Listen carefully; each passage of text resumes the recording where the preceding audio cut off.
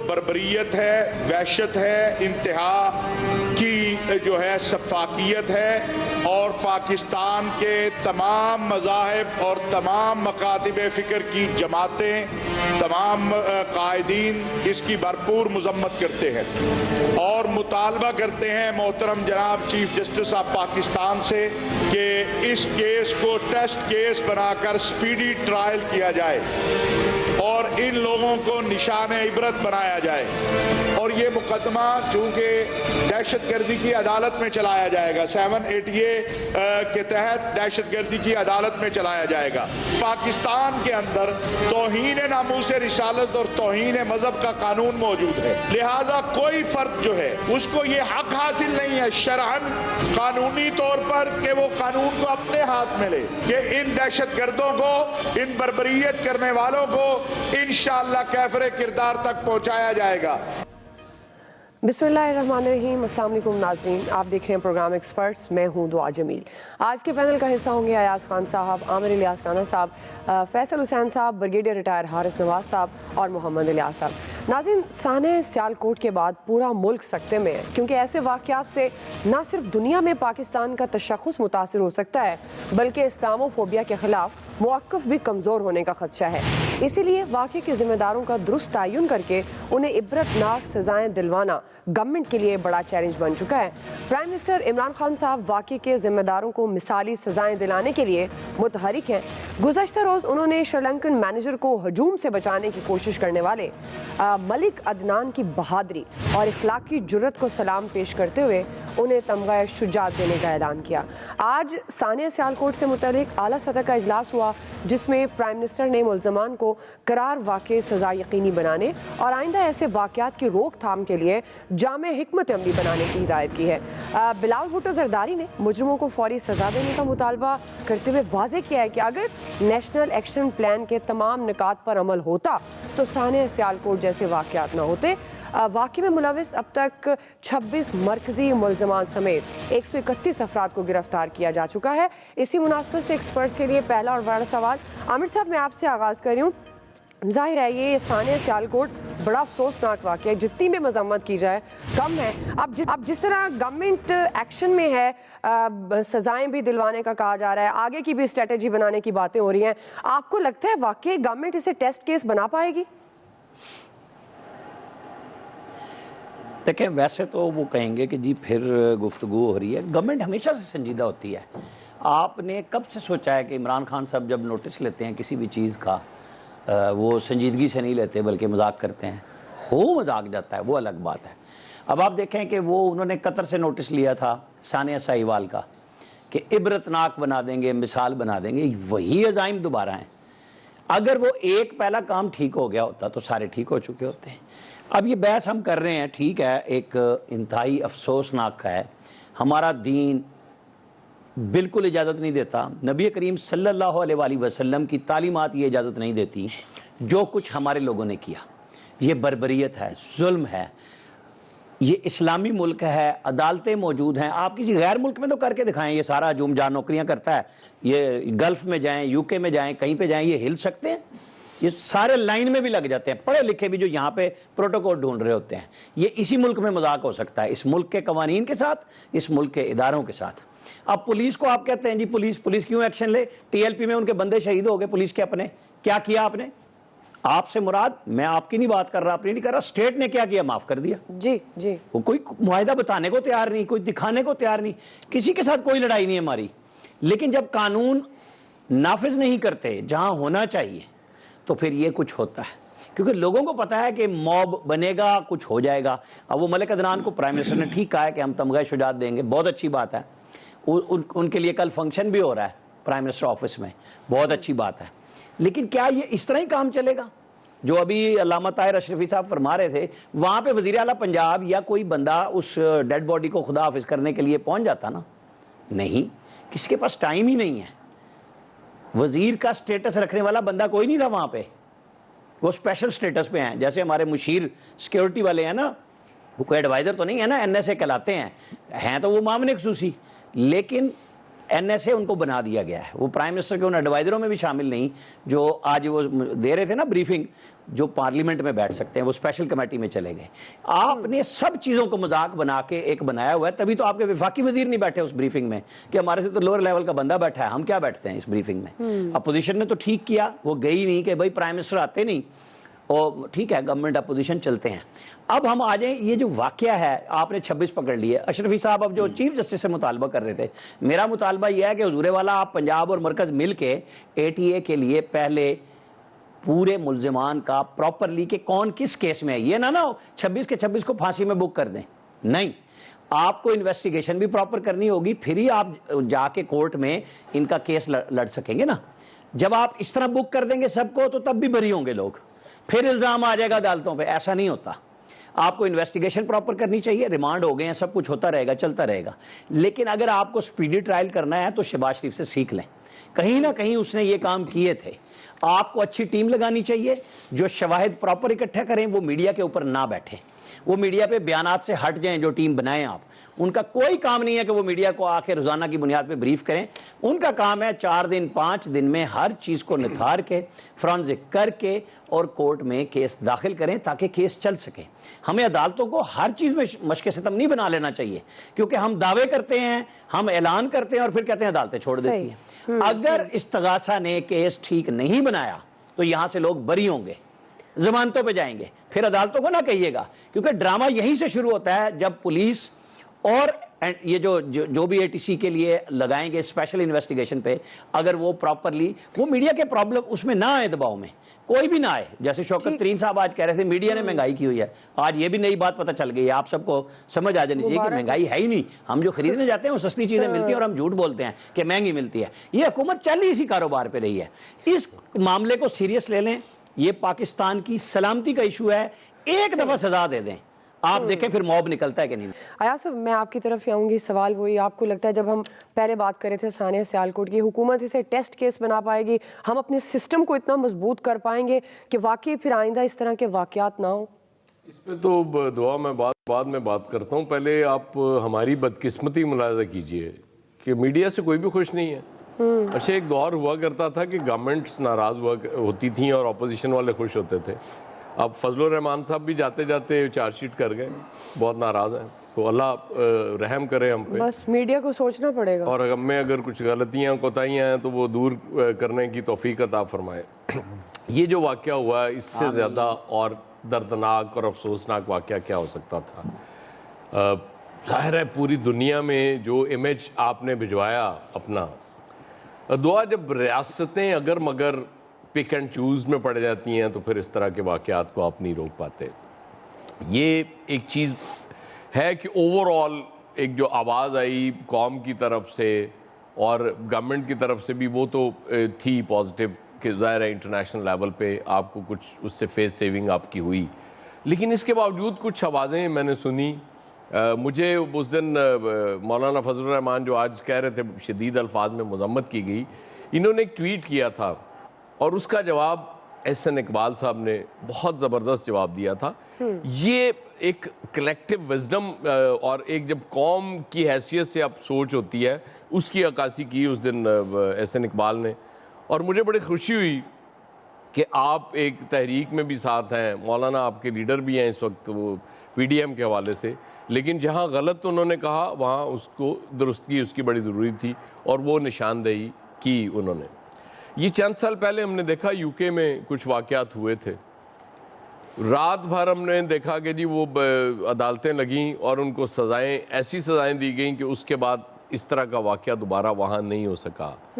हम तो ज़ाहिर है फिर किसी और चक्कर में पड़ जाते हैं, बहुत सी जगहों पे देख रहे होते हैं कि वहाँ से क्या फ़ैसला होगा, मतलब इनको कोई सज़ा देनी है नहीं देनी। और आमिर बिल्कुल ठीक कह रहे थे कि आप पकड़ते जाते हैं, बुक करते जाते हैं, पकड़ते जाते हैं, बुक करते जाते हैं, आप उस छलनी में से नहीं गुजारते कि हाँ ये हमने 200 लोग पकड़ लिए, लेकिन ये 25 लोग थे जो बराह रास्त जिम्मेदार हैं।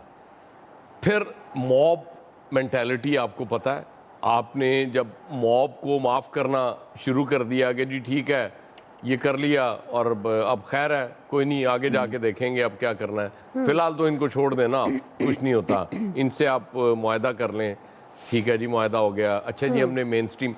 आपने कोई वाज़ेह हिकमत अमली नहीं अपनाई, कुछ भी नहीं।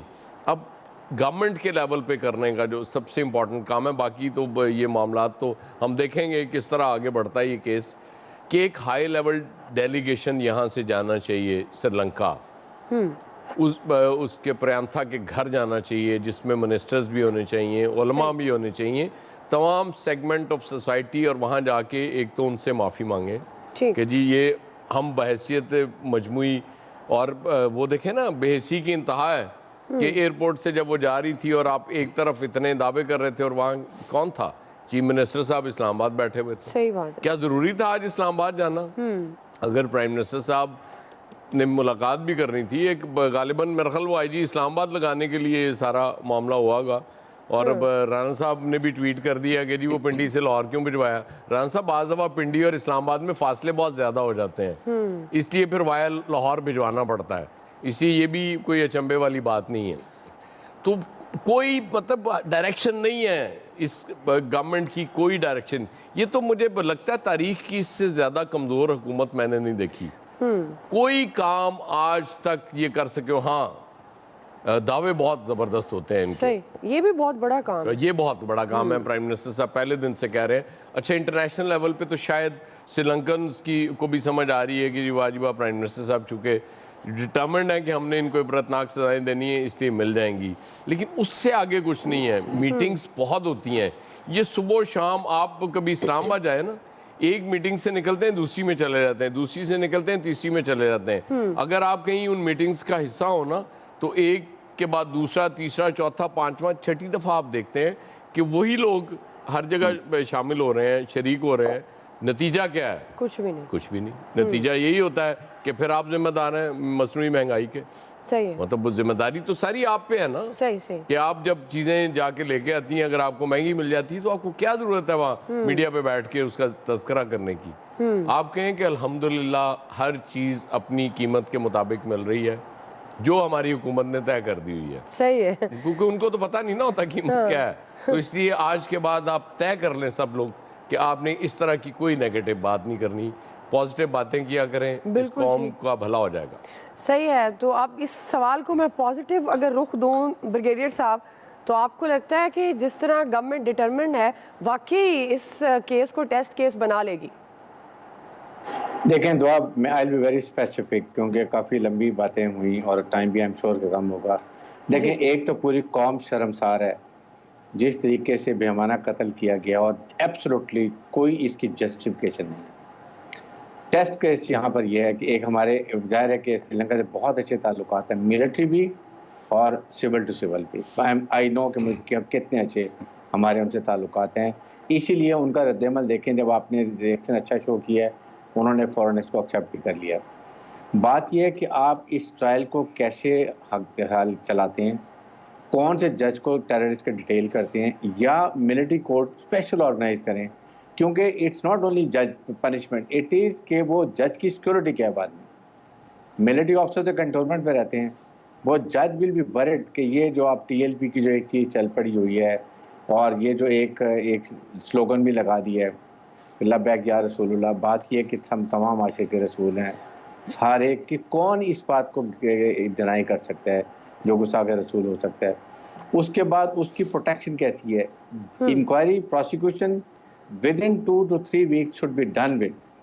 उसके बाद इसका ट्रायल होना चाहिए, डे टू डे, और जेल में करें या कैंटोनमेंट में करें, ताकि उस जज को भी प्रोटेक्शन हो जिसने ये डिसीजन देना है।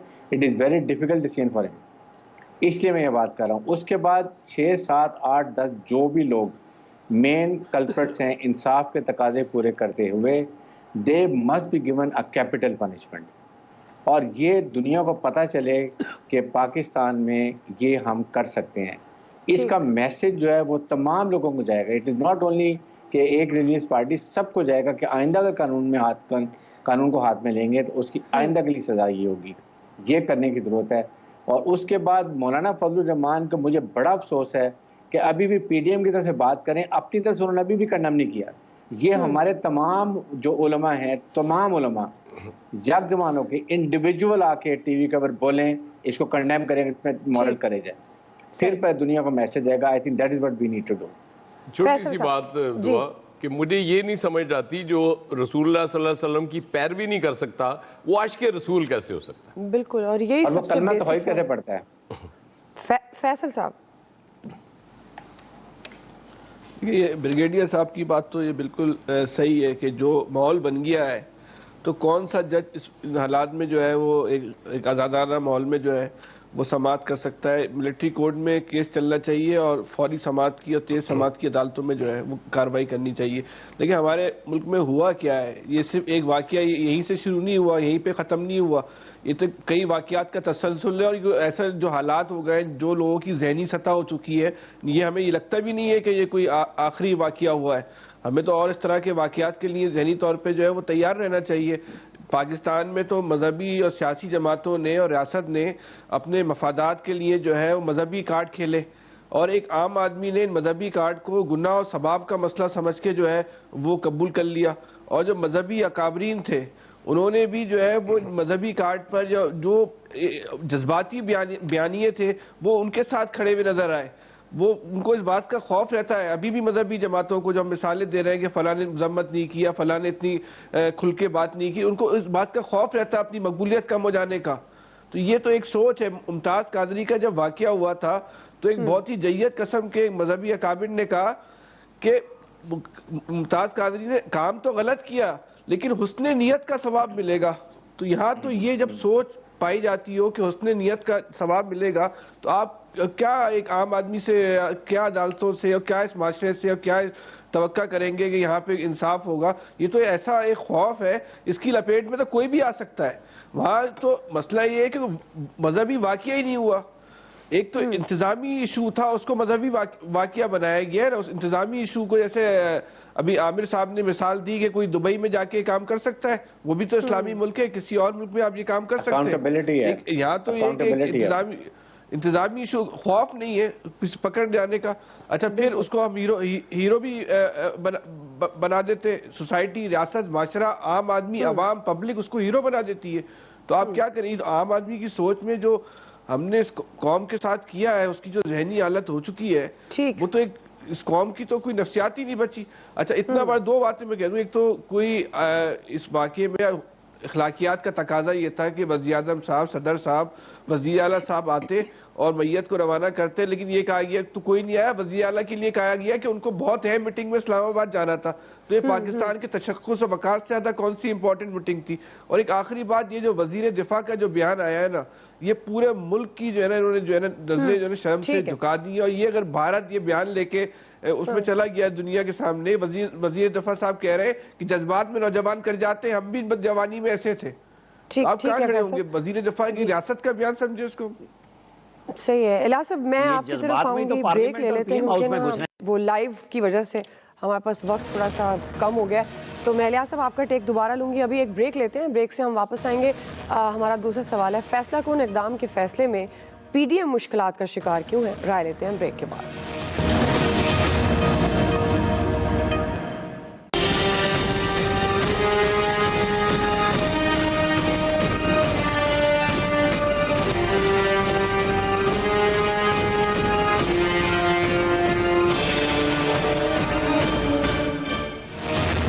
वेलकम बैक नाज़रीन। पीडीएम से मुतल्लिक हमारा ये सवाल होगा। अभी मौलाना फजल रहमान साहब गुफ्तगू भी कर रहे थे, कुछ इजलासों का लाया अमल दे रहे थे कि सूबाई सतह पर इजलास होंगे।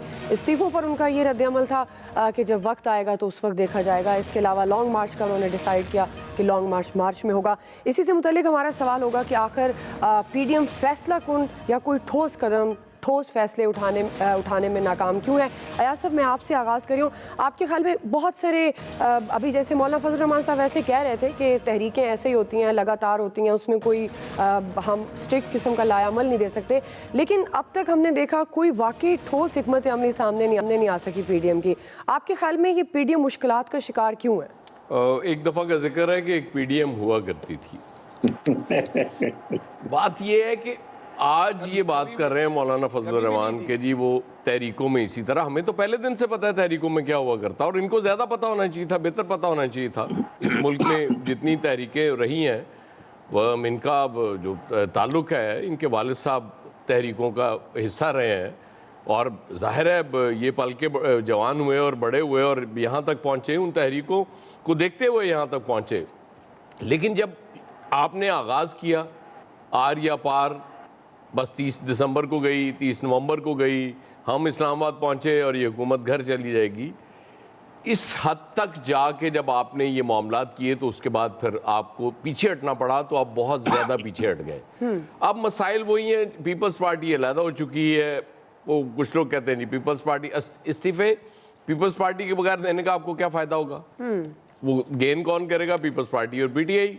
अगर इलेक्शन वो करा लेते हैं ज़िमनी इलेक्शन, आपको तो फ़ायदा नहीं होने वाला, ना ही ये पीएमएलएन इसके लिए तैयार होगी।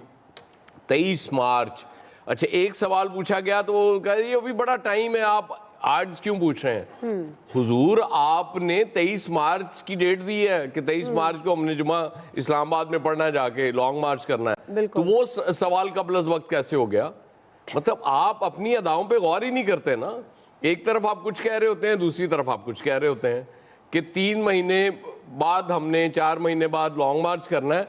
वो तो ठीक है, वो फैसला बता दिया, लेकिन बाकी नहीं जी अभी बहुत जल्दी है, आप क्यों पूछ रहे हैं ये? पहले आपको ज्यादा जल्दी थी, आप बहुत कुछ बता दिया करते थे, अब आपके पास चूंकि कुछ नहीं है इसलिए आप जवाब देने की पोजीशन में नहीं है। सही जी। ब्रिगेड साहब, आपको लगता है फैसला कौन तहरीक चला पाएगी पीडीएम?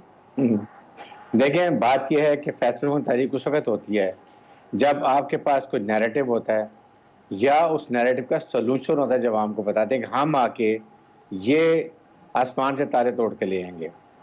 नंबर 2 बात यह है कि मौलाना को जितनी शर्मिंदगी उठानी पड़ रही है, आज भी उठाई है कि जिस तरीके से इस्तीफों पीएमएल ने इनकार किया, इनको इस्तीफा देना चाहिए था। मैं एक्सपेक्ट कर रहा था कि शायद इनमें आज थोड़ा सा अपनी इज्जत हो, जितने बड़े उलमा हैं कि ये इस पर करेंगे, वो भी इन्होंने नहीं किया।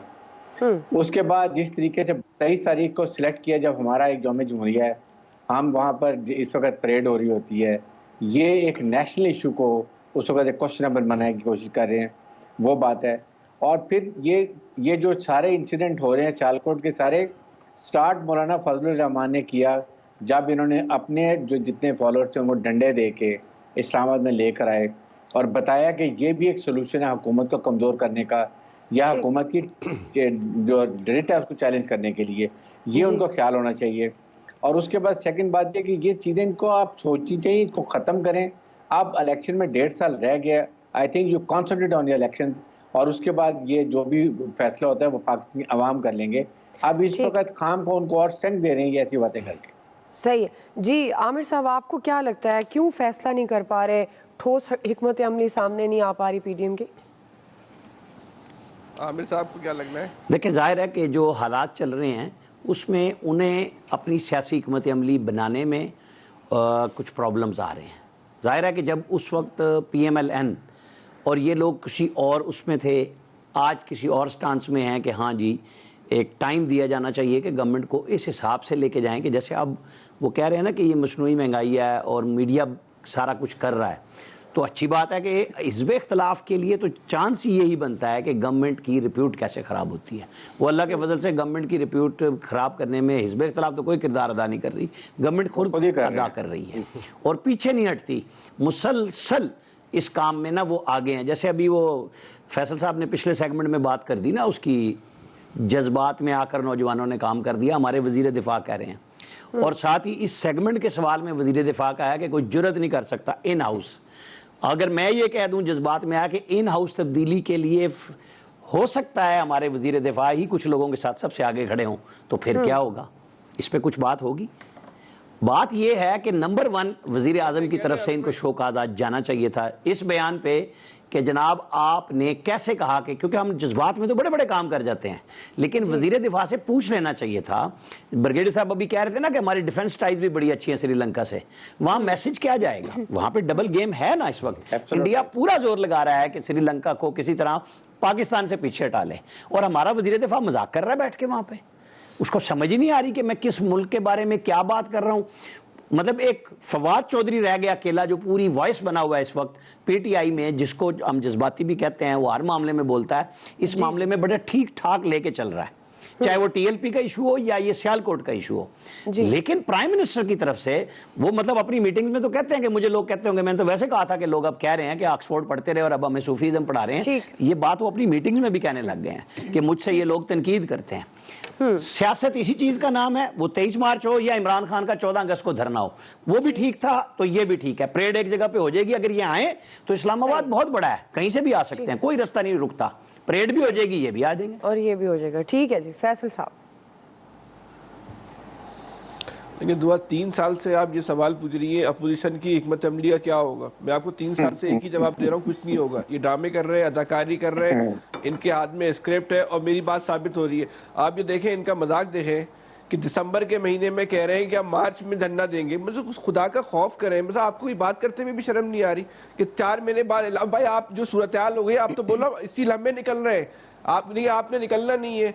आप जो हमने समझते हैं ना अपोजिशन नाकाम नहीं होगी, अपोजिशन 100% कामयाब हो गई। अपोजिशन को जो स्क्रिप्ट दिया गया उसने वैसे ही जो उस पर इम्प्लीमेंट किया, क्योंकि इसने जितने मफादात लेने थे तो अपनी खानदान के और अपनी लीडरशिप को बचाने की जंग लड़ी है और उसमें 100% कामयाब रहे। कौन सी पार्टी का लीडर जो है इस वक्त मुश्किल में, सब मजे कर रहे। बाकी आवाम से ना हुकूमत को कोई सरोकार है ना अपोजिशन को कोई सरोकार है।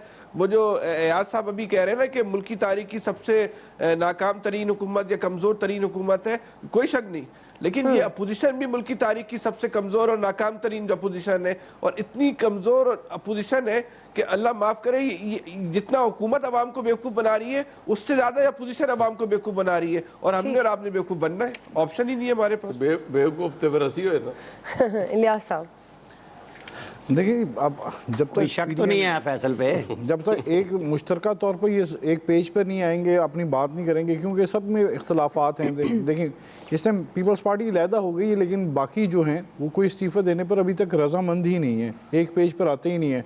और ना ही ये चाहते हैं कि गवर्नमेंट को कबल अज़ वक्त गिराया जाए, क्योंकि इनकी अपनी हिकमत अमली है कि गवर्नमेंट को भी चलने दिया जाए और ये वैसे बैठ के अपनी सियासत करते रहें और इस तरह ही बातचीत करते रहें और सियासत में इन रहें।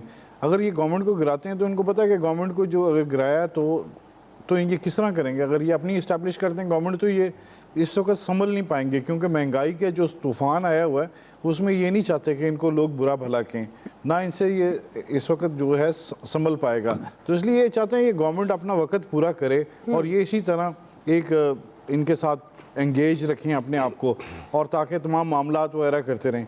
क्योंकि अगर ये मसला होता तो ये कब के इस्तीफ़े दे चुके होते। एक इस्तीफ़े देने की बात करते हैं, दूसरा कोई और बात करता है, फिर नाराज़ होकर बैठ जाते हैं आपस में, फिर एक खामोशी आ जाती है। तो इसी तरह टाइम गुजार रहे हैं। तो अभी तो देख रहे हैं कि अभी कितना वक्त है, देख लें वो सीरियसनेस इस तरह से पता ही नहीं चलती। वो सही कह रहे हैं सबके, अपोजिशन सही मिली नहीं है इनको गवर्नमेंट को। तो इस तरह जब तक ये मजाक इनके साथ चलता रहेगा तो ना वो गवर्नमेंट सही कर पा रहे हैं, ना ये अपोजिशन सही तरह। नुकसान किसको हो रहा है? आवाम को नुकसान हो रहा है। अगर आवाम के हक़ के लिए बात किस तरह उठाएं? वही सही बात है कि अपने आप के केसेस बचाने के लिए ये तहरीकें चलती रही हैं। अगर ये सही तरह करते तो इसके मसले हल हुए होते, आवाम भी खुश होती है। बिल्कुल सही है जी। ब्रेक से हम वापस आएंगे। हमारा तीसरा सवाल है N133 का जो ज़िमनी इंतखाब और उसका नतीजे को मद्देनजर रखते हुए पीपल्स पार्टी की पंजाब में बहाली का इशारा है क्या? राय लेते हैं ब्रेक के बाद।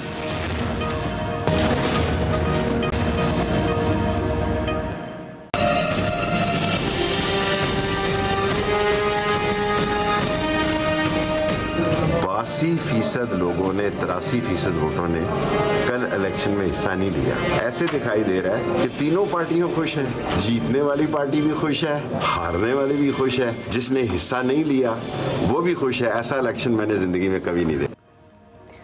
नाज़रीन, लाहौर के ज़िमनी इलेक्शन N133 में PMLN ने मैदान मार लिया, लेकिन इस ज़िमनी इलेक्शन की बड़ी दिलचस्प बात यह है कि इसके नताइज पर जीतने, हारने और बाहर बैठकर तमाशाई का किरदार अदा करने वाली PTI समेत तीनों बड़ी जमातें बहुत खुश हैं। पीपल्स पार्टी ज़िमनी इलेक्शन हारने के बावजूद इसलिए खुशियाँ मना रही है कि जनरल इलेक्शन में ज़मानत जब्त कराने वाले पीपल्स पार्टी के उम्मीदवार असलम गिल ज़िमनी इलेक्शन में 32,000 से ज़्यादा वोट लेने में कामयाब हुए हैं। आसिफ जरदारी साहब ने यह दावा किया है कि ज़िमनी इलेक्शन टर्निंग पॉइंट है, पीपल्स पार्टी ने लाहौर में नया जन्म ले लिया है। अयाज साहब, मैं अगेन आपसे आगाज़ करूँगी, आपको लगता है कि NA 133 के नताइज के बाद पंजाब में जिस तरह जरदारी साहब कह रहे हैं कि पीपल्स पार्टी ने लाहौर में नया जन्म लिया? देखिए, सारी एफर्ट जब PTI आउट होगी तो सारी एफर्ट यही थी कि पीपल्स पार्टी, अच्छा मैं सच्ची बात है एक्सपेक्ट कर रहा था 22,000 मैक्सिमम वोट पीपल्स पार्टी के, 32,000 से ज़्यादा वोट बहुत सी PMLN की सारी मुखालिफ जमातें पीपल्स पार्टी के साथ थी, इसमें भी कोई शुबा नहीं है। बल्दियात ये जो ज़िमनी इलेक्शन होता है इसमें टर्नआउट भी कम होता है, उसमें भी कोई शक नहीं है, लेकिन स्टिल सारी पॉलिटिकल पार्टीज़ के सोचने की बात है कि लोगों को घरों से कैसे निकालना है। लोग मुझे लगता है कि बहुत ज़्यादा मायूस हुए हैं, तो ये बड़ा ज़रूरी है उनको निकालना। पीपल्स पार्टी ने नो डाउट गेन किया है, और अगर कल को वो जो होता है ना कि अगर किसी ने को माहौल बनाना है मुख्तलिफ पार्टियों को मिला के, तो अब वो पीपल्स पार्टी को अगर कहीं से जितवाया जाएगा तो कोई ये कह नहीं सकेगा कि पीपल्स पार्टी तो पंजाब से आउट हुई थी। सही। आमिर साहब, देखें जी, पीपल्स पार्टी रहे खुश अपने खर्चे पे, क्योंकि खर्चा किया है, और अयाज साहब ने बात बता दी कि सारे इनके साथ थे। अब आप देखें ना कि जो PTI को वोटर मिला है ना, वो सारे का सारा पीपल्स पार्टी का मिला है। पहले भी लोग उन्हीं से नाराज थे। 47% वोट लिया था परवेज़ मलिक ने पढ़ने वाले वोटों का, और 40% एजाज चौधरी ने। शाइस्ता परवेज़ ने 59% लिया है, और इन्होंने लिया 40% पीपल्स पार्टी ने। 12% नून ने गेन किया है। 1 इंच मुखालफिन का सारा वोट आगे नहीं बढ़ सका। कम है या ज़्यादा है, मुकाबला होता है तो जज्बात भी होते हैं और लोग वोट डालने आते हैं। अगर PTI होती इलेक्शन और, लेकिन शेख रशीद ने सच बात कह दी कि जिसने हिस्सा नहीं लिया, यानी मिस्टर एंड मिसेस चीमा ने हिस्सा जानबूझ के नहीं लिया, भुगतेंगे भी सही और भुगत भी रहे हैं। ठीक। फैसल साहब, एक तो ये भी पूरे पाकिस्तान के लिए बड़ा अच्छा सवाल है कि पीपल्स पार्टी ने ऐसा कौन सा कारनामे अंजाम दिए हैं कि पंजाब में इतनी इंकलाबी तब्दीली आ गई कि 5,500 वोट से वो 33,000 वोट पे पहुंच गए। सिर्फ एक सवाल है, खास तौर पे अयाज साहब के लिए और इलियास साहब दोनों के लिए, शायद अब आपको अंदाजा हो सके कि पीपल्स पार्टी जो है वो किस तरह वोट ले लेती है। मैं इतनी सी बात करनी है। सही है। नहीं, हमें बड़ी देर से अंदाजा है जी। ब्रिगेडियर साहब, हमने तो आपको PDM से निकलते वक्त भी कहा था। पीपल्स पार्टी, जरदारी साहब का 3 दिन यहाँ आके बैठना काफी था। जी ब्रिगेडियर साहब, नहीं, लोग यहाँ कहते हैं ना पीपल्स पार्टी के साथ अवाम है और लाखों के लोग हैं, तो ये लाहौर में वो 33,000 वोट ले सकते हैं, तो यहाँ तो उनकी रियासत है, जागीर है। उसे अवाम ही कहा जाता है। अब टेंशन इलियास साहब, देखिए अब यार वहाँ आप जैसे हारी हैं, क्या करें। पीपल्स पार्टी ने जिस तरह भी वोट लिए, उन्होंने अपने आप को साबित किया है कि वो अगले इलेक्शन के लिए कितने पंजाब से, वस्ती पंजाब और जनूबी पंजाब से किस तरह दोबारा इन हो रहे हैं, और उनको इस वक्त इलेक्शन लड़ने में लोगों में एक अपनी राय कायम करने में बड़ी मदद मिली है इस इलेक्शन की वजह से। तो इसकी वो जश्न भी आज लाहौर में मना रहे हैं, आतिशबाजी कर रहे हैं, ताकि वो जो सही शेख रशीद साहब कहते हैं, जो सब खुश हैं, तीनों जमातें खुश हैं इस वक्त, लेकिन नून लीग ने इसमें गेन किया। नाराज हम भी नहीं हैं। सही है। जी ब्रिगेडियर साहब, आई थिंक मोस्ट लाइकली जाहिर है कि उनको PTI ने हिस्सा नहीं लिया तो PTI के वोट भी उनको पड़े होंगे। बट जो मैं हमेशा से बात करता हूँ कि पीपल्स पार्टी ये 1.5 साल में बहुत मेहनत करेंगे, रीऑर्गेनाइज करेंगे, वहाँ पर वोट बैंक इम्प्रूव करेंगे। उनकी स्ट्रेटजी होगी 15-20 सीटें ज़रूर निकालें ताकि they become in a very strong position in the central position में उनकी अपनी हुकूमत है। अब क्या कितने कामयाब होती है आने वाला वक्त बताएगा। ठीक है वकील साहब, आप इंटरव्यू आ गया, मेरे पास वक्त खत्म हो गया। आज के एक्सपर्ट से इतना ही। फीडबैक दीजिएगा, ख्याल रखिए, अल्लाह हाफ़िज़।